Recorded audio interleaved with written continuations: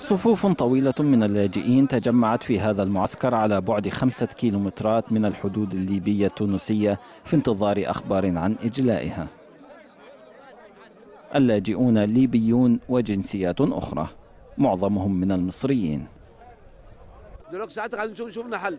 دلوقتي احنا لينا دلوقتي حاليا دلوقتي تمام. لي انا 6 ايام هنا 6 ايام تمام. دلوقتي فين السفير المصري؟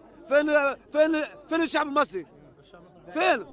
حرام هنا في اكثر من 2 مليون.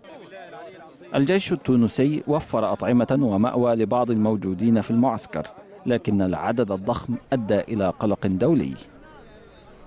الولايات المتحدة تعهدت بعد اجتماع لوزراء خارجية عدة دول بإرسال فريقي عمل لمساعدة اللاجئين الليبيين، أحدهما في مصر والآخر في تونس. وكالة غوث اللاجئين التابعة للأمم المتحدة قالت إنها نقلت 400 بنغالي فروا إلى الحدود بين ليبيا وتونس.